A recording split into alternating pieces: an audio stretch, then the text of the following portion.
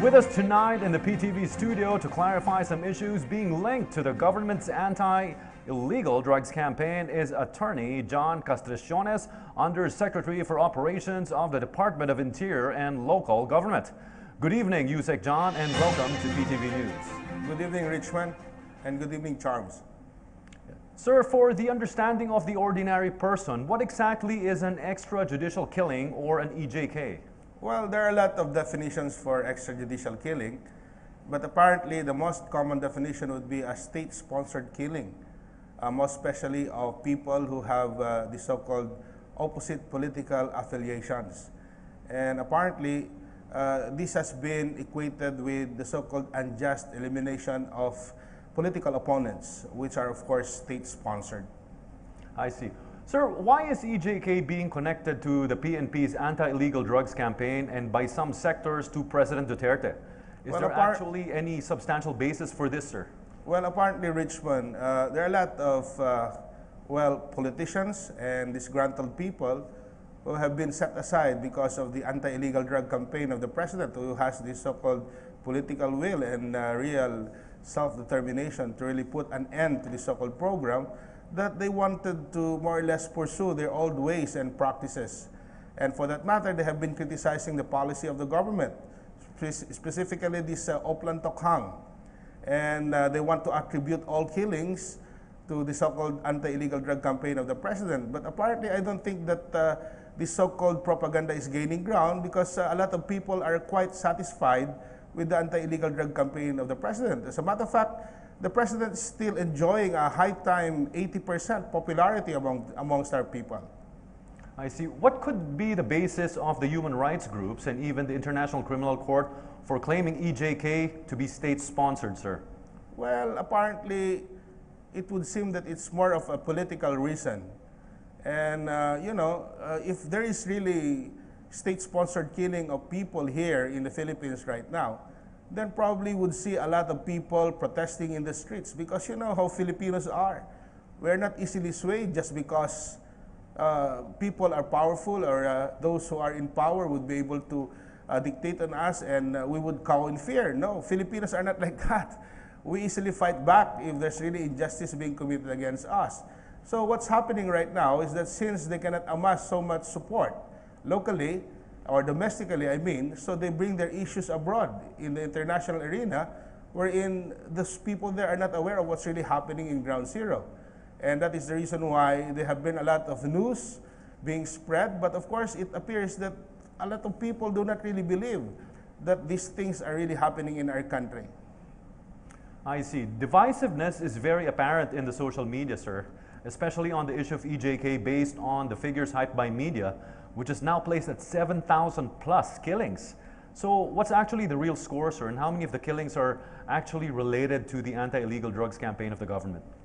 Well, the problem is a lot of the so-called, people who are critics of the President are saying that the killings have resulted into more or less 7,000, 8,000, or 9,000, but these are not very accurate. The report of the Philippine National Police is that there are more or less around 1,400 people who have been killed in the process of the so-called police operations. And apparently, I would tend to believe the version of the police, considering that they are the persons who are really involved in the so-called drug operations. And how would we believe now this account of the so-called foreign media or some reporters who I believe do not have the means or the so-called organization that would give them or inform them about the details of the so-called killings nationwide. And so I would tend to believe, and it would be more credible to believe the President of the Republic of the Philippines, who has the so-called power and the means to obtain all this information from the different departments of the government. I see. How do you qualify the other killings being related to the campaign, sir? And what could be the possible explanation for other cases of EJKs? Well, there have been a lot of cases wherein they would say that some of those so-called members of the drug syndicates are killing their own people just to silence them. And some are attributing all this killing to what we call the vigilantes, who feel that they have a God-given duty to eliminate the evils of society. and some which are, of course, results of petty crimes or the so-called index crimes are not really related to drugs. And I think it would be most unfair to attribute all these killings to the so-called anti-illegal drug campaign of the president. Yes, sir. It's funny, sir, that there's so much noise about EJKs when the government is even building a lot of rehab centers, sir. That is very true.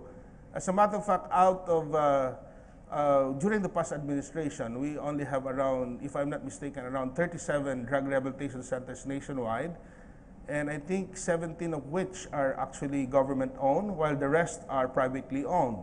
And you know, if you are going to total the number of accommodations for the so-called 17 government-owned rehabilitation centers, it can only accommodate as much as 10,000 people, while the rest are privately owned, and you have to spend at least 40,000 pesos a month for each drug dependent, and that would be a maximum, or rather a minimum number of 6 months for staying inside the rehabilitation center. So that would cost around 240,000 pesos. That's the reason why the government, under the Duterte administration, saw to it that we should build more rehabilitation centers nationwide so that we would be able to accommodate the growing numbers of drug surrenderers. Because as of now, as of the latest count, I think there are around 1,400,000, if I'm not mistaken, drug surrenderers nationwide.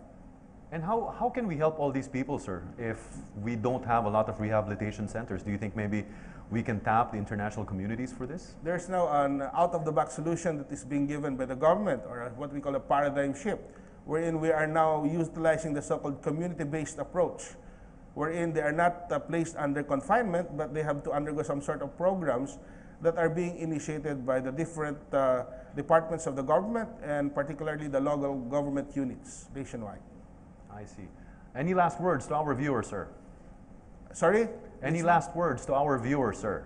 Well, I would like to inform our countrymen that we should really trust the government, and we should cooperate with the government, because right now we are very fortunate for having a president who has a political will, an iron will to put to a stop this so-called illegal drugs problem that we have. For the longest time, we have suffered a lot from the so-called ill effects of these illegal drugs. So many lives have been lost in the past. So many innocent people have been victimized. A lot of families have been broken, so to speak, because of these so-called illegal drugs. The fate of the youth have been placed under threat. And that is the reason why I think it is high time that we should really end this, lest we would like to become a narco-politics, rather a country which are governed by narco-politicians. As a matter of fact, right now, nationwide, out of 42,300 barangays, there are around 34% which are affected by drugs, and in Metro Manila alone, there are 92% barangays that are affected by drugs. That is how humongous the problem with illegal drugs, and it is high time that we should put a stop to it, and we should cooperate with the president so that we will be having a country that is really peaceful, and we will be able to track a progressive future that will enhance the so-called development of our country. I see. Thank you so much for gracing us with your presence this evening, USec John Castriciones. Richmond, thank you, Charms. Thank you so much.